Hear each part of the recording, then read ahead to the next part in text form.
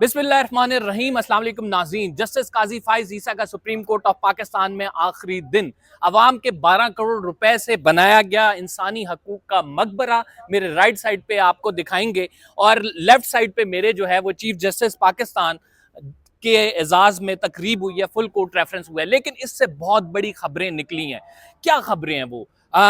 3 से 4 ऐसी न्यूज़ हैं जो कि आज के दिन की अहमियत को उजागर करती हैं। खसूसन जस्टिस काजी फाइज ईसा की तकरीब में बदनज़मी क्यों हुई, जस्टिस काजी फाइज ईसा से क्या सख्त सवालात किए गए, फिर जस्टिस काजी फाइज ईसा पर एटम बम किस जज ने गिराया तकरीब के दौरान, क्या कुछ हुआ, जजेस ने क्या सहाफ़ियों से बातें की, ये तमाम चीज़ें आपको इस वीलॉग में बताएंगे। लेकिन इस वीलॉग को शुरू करने से पहले मैं आपको इस जो इंसानी हकूक का मकबरा है इसका विजिट कराऊंगा कि अवामी पैसों से जस्टिस काजी फाइज ईसा ने ये इमारत तो तामीर कर ली, लेकिन जो अवाम के हकूक थे, जो सबसे बड़ा उनका फैसला, जो 22 करोड़ अवाम से उन्होंने उनका हक छीन लिया, जो वोटिंग राइट था, जो सैंबल देखकर लोगों ने वोट करना था, उसको छीन लिया। उसके हवाले से जब जस्टिस काजी फाइज ईसा से सवालात हुए तो उन्होंने क्या कहा, आइए चलते हैं, आपको दिखाते हैं पहले कि ये इंसानी हकूक का मकबरा कैसा है। इसमें अवाम के 12 करोड़ रुपए लगे हैं, किस तरह की इमारत ये बनाई गई है और इसमें क्या कुछ लिखा है। संगे मरमर और संगे मरमर की ये दीवारें, जिन पर आप अगर देखें तो बुनियादी तौर पर ये लिखा हुआ है जीने की आज़ादी, तिजारत की आज़ादी, इजहार राय की आज़ादी और नकलो हरकत की आज़ादी। अनफॉर्चुनेटली जस्टिस काजी फाइज ईसा के पूरे दौर में अगर उनके केसेस का जायजा लें, उनके केसेस में दिए गए फैसलों का जायजा लें, तो इसके बरअक्स हमें नजर आया। आप खोखली दीवारों से अपने दौर को जस्टिफाई नहीं कर सकते हैं। जस्टिस काजी फाइज ईसा के दौर में जो कुछ इंसानी हकूक की पामालियां हुई, जिस तरह से आइन को रोंदा गया, उसके लिए आज जस्टिस मंसूर अली शाह का वो खत जो उन्होंने जस्टिस काजी फाइज ईसा के नाम लिखा है, अगर मैं उसके मंदरा जात आपको पढ़कर बताऊं तो आपको यकीन हो जाएगा कि जस्टिस काजी फाइज ईसा को ना सिर्फ उन्होंने चार्जशीट किया है, बल्कि वो 5 जजेस जो कि इस रेफरेंस में शरीक नहीं हुए, उनकी जानिब से भी ये पैगाम दिया गया है कि जस्टिस काजी फाइज ईसा वो पहले चीफ जस्टिस हैं जिनके अलविदाई रेफरेंस में जजेस की भारी तादाद ने शिरकत ना करने को पसंद फरमाया। ये चांद तारा बना हुआ है, यहाँ पे आप देख सकते हैं। फिर मजीद दीवारों पे क्या कुछ लिखा हुआ है वो भी आपको आगे चलकर बताते हैं। ये जो राइट नाउ है ये माजी सजाए ममानियत, दोहरी सजाए ममानियत, गुलामी की ममानियत।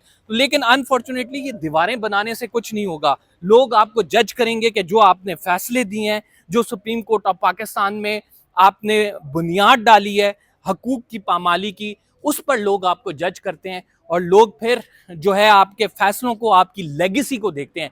आपकी लेगेसी वो लेगेसी है जो कि कूड़ेदान में जाने वाली लेगेसी है। तो अवामी मकामात तक बिला तफरीक रसाई, मुनसिफाना समात और मालूमात तक रसाई का हक, ये जस्टिस काजी फाइज ईसा गालिबन उस चीज़ का क्रेडिट ले रहे हैं कि जो वो कहते हैं कि मैंने फैसला किया कि लोगों को रसाई का हक दिया, लेकिन लोगों को बुनियादी इंसानी हकूक को जिस तरह से रोंदा गया, इसकी तारीख में मिसाल नहीं मिलती है। जस्टिस काजी फाइज ईसा ने ये जो इमारत है सुप्रीम कोर्ट की, यहाँ पे इससे पहले दीवार होती थी, इसको तोड़वा दिया है और इस दीवार की जगह जो है अब ये इंसानी हकूक का मकबरा है। अब इस इंसानी हकूक के मकबरे में, इस इंसानी हकूक के मकबरे में क्या क्या चीज़ें बताई गई हैं, क्या क्या चीज़ें लिखी गई हैं, वो तो हमने आपको बताई। इंग्लिश के अल्फ़ाबेटिकल वर्ड्स भी हैं, बुनियादी जो आइन है हमारे उसके अल्फ़ाबेटिकल वर्ड्स हैं, वो इसमें इस दीवार में इनग्रेव्ड हैं। वो भी एक दीवार बनाई गई है और ये साथ बैठने की जगह भी इसमें बनाई गई है। अब आपको बताते हैं कि इस तकरीब में क्या कुछ हुआ। जस्टिस काजी फाइज ईसा की इस तकरीब में जब तकरीब का आगाज़ हुआ तो 5 जजेस मौजूद नहीं थे, जिनमें जस्टिस मुनीब शामिल नहीं थे। जस्टिस मंसूर आपको पता है उम्रे पे गए हुए हैं। इसके साथ जस्टिस शाहिद वहीद नहीं थे, जस्टिस आयशा मलिक शामिल नहीं थी और जस्टिस अतहर मिनल्ला मौजूद नहीं थे। ऐसा पहली मरतबा हुआ है कि एक चीफ जस्टिस के फुल कोर्ट जो रेफरेंस है उसमें इतनी बड़ी तादाद जजेस की मौजूद ना हो, और जस्टिस काजी फाइज ईसा के वो फैसले हैं जिनकी वजह से जो है ये तादाद आप ये कह सकते हैं कि मौजूद नहीं है। और जो अक्सरियती जजेस हैं, 8 जजेस, उन्होंने अपनी आप ये कह सकते हैं कि नापसंदीदगी का इजहार किया है और जस्टिस मंसूर अली शाह ने आज के दिन जो एक एटम बम गिराया है जस्टिस काजी फाइज ईसा पे, जिस तरह से इंडाइक्ट किया उन्हें, यानी एक चार्जशीट मौजूदा चीफ जस्टिस जो कि आप जा रहे हैं उनके खिलाफ पेश की है, वो मैं आपको पढ़ के सुना देता हूँ। वो बड़ी इंटरेस्टिंग है क्योंकि जस्टिस मंसूर अली शाह इतना खुलकर किसी जज के खिलाफ, जो कि जस्टिस काजी फाइज ईसा के सीनियर प्यून जज थे, वो पहली दफा इतना खुलकर उन्होंने लिखा है। वो अपने खत में लिखते हैं कि चीफ जस्टिस का हकीकी किरदार तमाम लोगों के हकूक की हिफाजत करना होता है। चीफ जस्टिस काजी फाइज ईसा शुतुरमुर्ग की तरह अपने सर को रेत में दबाकर अदलिया पर बैरूनी असरात और दबाव के सामने बेहिस और बेनियाज रहे। फिर वही लिखते हैं कि मुदाखलत के खिलाफ दीवार बनाने के बजाय उन्होंने मुदाखलत का दरवाज़ा खोला, और मुझे अफसोस है कि मैंने अपनी ज़मीर की आवाज़ सुनकर ऐसे चीफ जस्टिस के लिए रेफरेंस में खड़ा नहीं हो सकता। और फिर साथ वो ये भी लिखते हैं कि जस्टिस काजी फाइज ईसा को सुप्रीम कोर्ट के फैसलों का एहतराम नहीं था। चीफ जस्टिस काजी फाइज ईसा ने डिटाई से कहा कि एक्टिविज्म सुप्रीम कोर्ट के फैसलों को ना तस्लीम करके होगा, और उन्होंने सुप्रीम कोर्ट के कुलीग्स में तकसीम पैदा की और अदलिया में ऐसे दाग छोड़े जो कि एक लंबे अरसे तक बरकरार रहेंगे। फिर जस्टिस मंसूर अली शाह अपने इस खत में लिखते हैं कि चीफ जस्टिस काजी फाइज ईसा का दौर छोटेपन, इंतकाम और इंतजामी मामलात में छोटे किरदार के हवाले से याद रखा जाएगा। बहुत बड़ी बात जस्टिस मंसूर अली शाह ने की है कि जस्टिस काजी फाइज ईसा का दौर छोटेपन, इंतकाम और इंतजामी मामलात में छोटे किरदार के तौर पर याद रखा जाएगा। उन्होंने कहा कि जैसे मैंने जस्टिस साकिब निसार के रेफरेंस में शिरकत नहीं की थी, आज मैं बजरिए खत ये आगाह कर रहा हूं कि मैं जो चीफ जस्टिस हैं जस्टिस काजी फाइज ईसा, इनके रेफरेंस में भी शिरकत नहीं कर रहा, और उसकी मेरी जो वजूहात हैं वह असूली तौर पर बड़ी वाज़ेह वजूहात हैं। फिर उन्होंने लिखा कि ऐसा रेफरेंस और ऐसा दौर ये पैगाम देता है कि एक चीफ जस्टिस अपने इदारे से बेवफाई करने के बावजूद इंसाफ का खिदमतगार हो सकता है। और फिर उन्होंने कहा कि मैं अपने होशो हवास में ये कह रहा हूं कि मैं इस रेफरेंस में शिरकत नहीं कर सकता। जस्टिस मंसूर आगे लिखते हैं कि चीफ जस्टिस का हकीकी किरदार तो तमाम लोगों की हिफाजत करना है, और ऐसे दौर का जश्न मनाने से ये पैगाम जाएगा कि एक चीफ जस्टिस ने अपने इदारे से बेवफाई की है और इसकी ताकत को कमज़ोर किया है और छोटे और घटिया अमल का मुजाहरा किया है। और मैं अपनी ज़मीर की आवाज़ पे ये तमाम चीज़ें कह रहा हूँ। जस्टिस मंसूर का ये ख़त बड़ा अहम है जो कि उन्होंने रजिस्ट्रार को लिखा है, जिसमें उन्होंने वजूहात बयान की है। जस्टिस काजी फाइज ईसा को उन्होंने गद्दार कहा कि इन्होंने अपने इदारे के पीठ पर छुरा घोंपा, इन्होंने अदलिया की पीठ पर छुरा घोंपा, और साथ उन्होंने इसकी निशानदही भी की है कि इन्होंने ज़ाती मफाद के लिए फ़ैसले दिए हैं और सुप्रीम कोर्ट ऑफ पाकिस्तान का इस्तेमाल किया है। अब जस्टिस मंसूर का इस खत आने के बाद कोई शक व शुबा नहीं रह जाता कि जस्टिस काजी फाइज ईसा का जो दौर है वो इंतहाई मुतनाज़ा तरीन दौर अदलिया की तारीख में रहा है। और अगर आप इस तकरीब की बात करें जो कि जस्टिस काजी फाइज ईसा के एजाज़ में दी गई थी, इस तकरीब में फुल कोर्ट रेफरेंस में ना सिर्फ 5 जजेस शरीक नहीं हुए, बल्कि हमने ये भी देखा कि जस्टिस काजी फाइज ईसा जब सुप्रीम कोर्ट की बिल्डिंग से बाहर निकल कर आए इस तकरीब के लिए और यहाँ का इफ्तिताह किया, तो सहाफ़ियों की बड़ी तादाद ने उनको घेर लिया। सहाफ़ी चीफ जस्टिस पाकिस्तान जस्टिस काजी फाइज ईसा से सख्त सवालात कर रहे थे।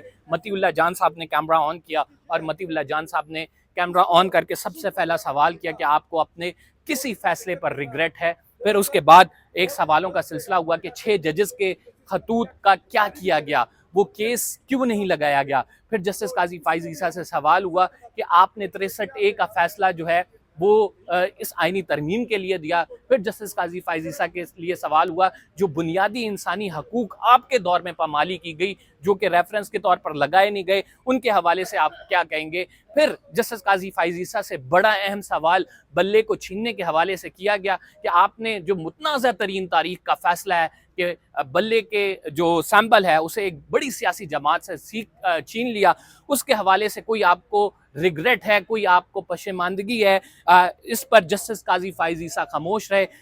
यूट्यूबर्स और जो सहाफ़ियों की बड़ी तादाद ने जस्टिस काजी फाइज ईसा को घेरा हुआ था और जस्टिस काजी फाइज ईसा यहाँ से बामुश्किल आप ये कह सकते हैं कि वहाँ पे टी रूम जो वहाँ पे चाय का इंतज़ाम था वहाँ तक गए और उन्होंने कोई रिफ्रेशमेंट नहीं की, कोई चाय नहीं पी, जबकि उन्होंने अपने स्टाफ को इशारा किया कि वो आएँ। और दरवाजे को बंद कर दें। और जस्टिस काजी फाइज ईसा ने इस तरह सुप्रीम कोर्ट ऑफ पाकिस्तान को एग्जिट किया। ये एक बहुत बड़ी, आप ये कह सकते हैं, जो तारीख लिखी जा रही है उसमें ये लिखा जाएगा कि मुतनाज़ा तरीन चीफ जस्टिस को जब फुल कोर्ट रेफरेंस दिया तो ना सिर्फ उसके साथी जजेस जो कि शरीक नहीं हुए उन्होंने अपने एहतजाज को रिकॉर्ड कराया, बल्कि एक उनके सीनियर पियोन जज की जानिब से जो ख़त लिखा गया वो उनके खिलाफ चार्जशीट था। सहाफ़ियों ने जो सवालात किए उनका जवाब जस्टिस काजी फाइज ईसा नहीं दे सके और वो गुस्से में भी नज़र आए और इस तरह से एक मुतनाज़ा तरीन दौर का इख्तिताम हुआ। जस्टिस काजी फाइज ईसा के फ़ैसले जो हैं तारीख के कूड़ेदान में जाएंगे। उसकी वजूहात ये है कि जस्टिस काजी फाइज ईसा की जानिब से जो काम बेहतर भी किए गए थे और उनका क्रेडिट भी उस फैसले से मुतनाज़ा हो गया कि जो उन्होंने बल्ला छीन कर दिया। और उसके बाद फिर एक तवील सिलसिला है, जिस तरह से जस्टिस काजी फाइज ईसा ने 63A का फैसला दिया, फिर जस्टिस काजी फाइज ईसा ने नैब तरमीम के हवाले से फैसला दिया, फिर जस्टिस काजी फाइज ईसा ने जो बेंचेस की तश्कील दी, इससे सुप्रीम कोर्ट के अंदर जजेस में तकसीम हुई। जो जजेस की सियासत है वो हमें वाज़े तौर पर नज़र आई, धड़ाबंदी हुई और अवाम के इस बेहतरीन इंस्टीट्यूट यानी सुप्रीम कोर्ट ऑफ पाकिस्तान में हमने एक दरार भी देखी और इसको कमज़ोर भी पाया। सुप्रीम कोर्ट ऑफ पाकिस्तान से फ़िलहाल इतना ही। कंबर ज़ैदी को इजाज़त दीजिए, अगले व्लॉग में हम कुछ मज़ीद ख़बरों के साथ हाज़िर खिदमत होंगे। आज की पूरी तकरीब के हवाले से जो अहवाल था हमने बता दिया। जस्टिस याहिया अफरीदी क्या पॉलिसी देंगे, जस्टिस याहिया अफरीदी किस तरह से चलाएंगे, इंतहाई अहम केसेस जो जस्टिस याहिया अफरीदी का इंतज़ार कर रहे हैं, जिसमें 6 जजों का ख़त शामिल है, जिसमें 8 फरवरी के इंतखाबात शामिल हैं, जिसमें जो है मिलिट्री कोर्ट्स के ट्रायल वगैरह शामिल है। इनका जस्टिस याहिया अफरीदी क्या फ़ैसला करेंगे, किस तरह से लाए अमल होगा, अगले व्लॉग में आपको बताएंगे। फ़िलहाल के लिए इतना ही। कंबर ज़ैदी को इजाज़त दीजिए। अल्लाह निगहबान।